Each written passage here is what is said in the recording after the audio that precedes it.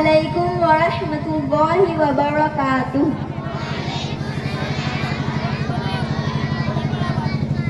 نحمده ونصلي على رسوله الكريم اما بعد فاعوذ بالله من الشيطان الرجيم بسم الله الرحمن الرحيم ان الذين كفروا وماتوا وهم كفار فلن يقبل من احدهم ملء الارض ذهبا ولو افتدى به صدق اللہ العظیم۔ میرے پیارے آقا صلی اللہ تعالیٰ علیہ وسلم کے پیارے دیوانوں اور میری پیاری ماں بہنوں، آئیے کچھ معروضات پیش کرنے سے پہلے ہم اور آپ مل کر اپنی غلامی کا ثبوت دیتے ہوئے اپنے آقا و مولا جناب احمد مجتبی محمد مصطفیٰ صلی اللہ تعالیٰ علیہ وسلم کی بارگاہ میں جس طریقے سے پڑھاؤں، آپ بھی میرے ساتھ مل کر درود پاک کا ہدیہ پیش کریں اور پڑھیں الصلاۃ والسلام علیک یا رسول اللہ صلی اللہ تعالی علیہ وسلم۔ میرے پیارے آقا صلی اللہ تعالی علیہ وسلم کے پیارے دیوانوں اور میری پیاری ماں بہنوں، میرا موضوع ہے مکتب کی اہمیت۔ اللہ تعالیٰ نے ہمیں بے شمار نعمتیں عطا فرمائی ہے اور اللہ تعالیٰ کی ہر نعمت بے مثل و بے مثال ہے۔ اگر ہم زندگی بھر رب تعالیٰ کا شکر ادا کرتے رہے پھر بھی کما حق کہو رب کی کسی ایک نعمت کا بھی شکر ادا نہیں کر سکتے، اور رب کی بے شمار نعمتوں میں سے سب سے بڑی نعمت ہے وہ ہے ایمان۔ اسی لیے پوری دنیا میں اسلام دشمن طاقتیں ہمیشہ مسلمان کے ایمان کو برباد کرنے کی کوشش میں لگی رہتی ہے۔ کبھی فلموں کے ذریعہ ایسی چیزیں قوم مسلم کو سکھائی جاتی ہے کہ اگر مسلمان ان چیزوں پر یقین کر لے تو ان کے دل سے ایمان کا جنازہ نکل جاتا ہے، اور روزانہ ڈراموں اور ٹی وی سیریلوں کے ذریعہ غیر مسلم ریتی رواجوں کو مسلم گھروں میں پروموٹ کیا جاتا ہے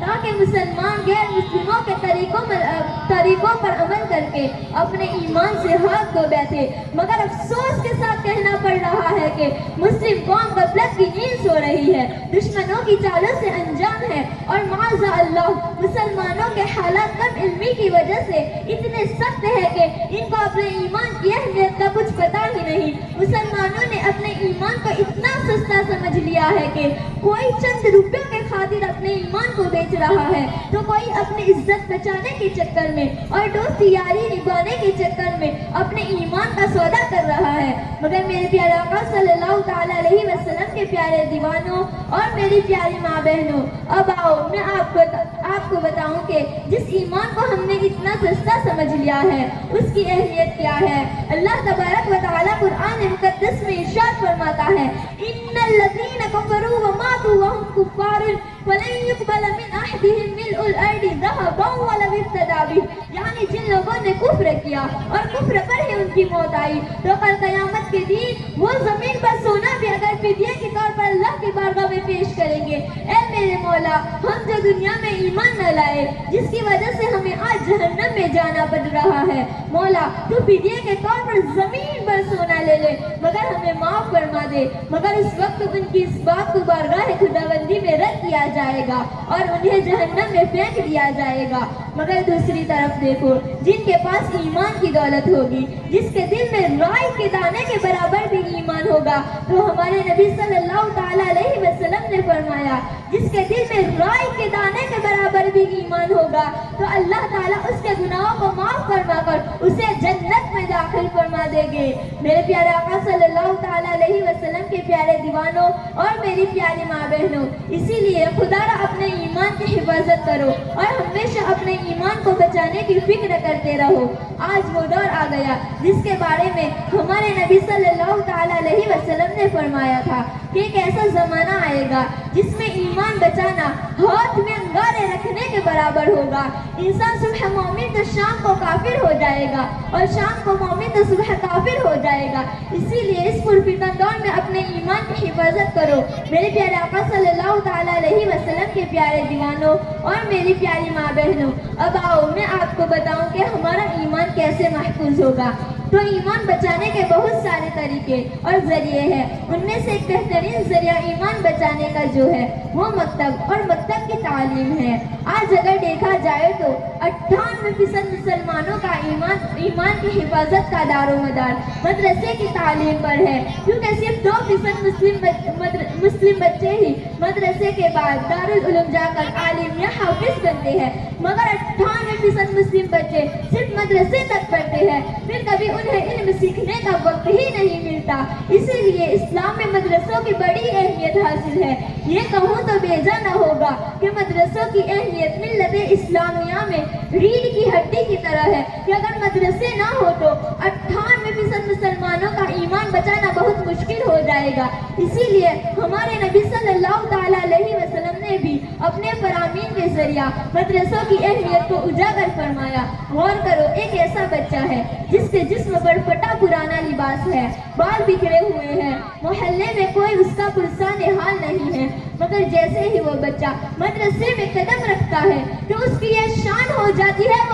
کہ وہ مہمان رسول بن جاتا ہے. اور میرے آقا اس کی شان بیان فرماتے ہوئے ارشاد فرماتے ہیں کہ جب کوئی طالب علم مدرسے کے لیے اپنے گھر سے نکلتا ہے تو اللہ تعالیٰ کے فرشتے اپنے پروں کو اس کے پیروں کے نیچے بچھا دیا کرتے ہیں، اور پھر اس کی شان کو اتنا بڑھا دیا جاتا ہے کہ وہ کسی قبرستان کے قریب سے گزر جاتا ہے تو اللہ تعالیٰ اس قبرستان سے 40 دن کا عذاب اٹھا لیتا ہے. اب ذرا سوچو، جس سے پڑھنے والے بچے کی یہ شان ہوگی تو پھر اس مدرسے کی عظمت و شان کا عالم کیا ہوگا. مگر افسوس، ہزار بار افسوس کہ آج ہمارے گھروں میں تائش سے لگا دیے. ہمارے بچے جہاں پاخانہ پیشاب کرتے ہیں وہاں بھی اپنے ماربل اور ٹائل سے لگا دیے. مگر جس مدرسے میں دین کی تعلیم دی جا رہی ہو اور اللہ تعالیٰ کی اس عظیم کتاب کی تلاوت ہو رہی ہو، جس کتاب کو دیکھنا، سننا، چھونا بھی ثواب، جس کے ایک ایک حروف میں 10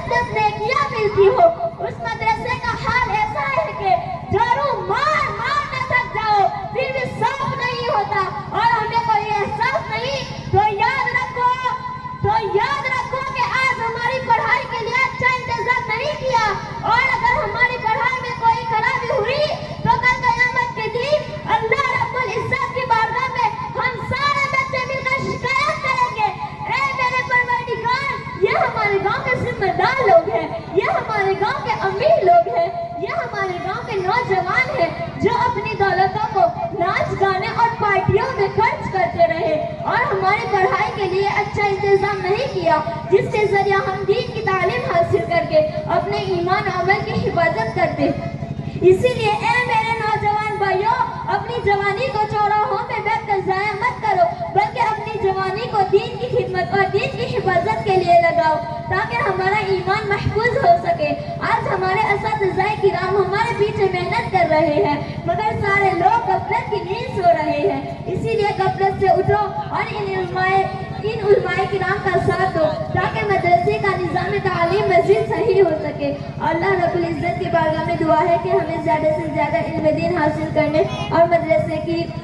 اور دین کی خدمت کرنے کی توفیق عطا فرمائے. اور بولنے میں کسی طرح کی غلطی ہوئی ہو تو میں توبہ کرتی ہوں. استغفر اللہ ربی من کل ذنب واتوب الیہ. نعرے تکبیر، نعرے رسالت،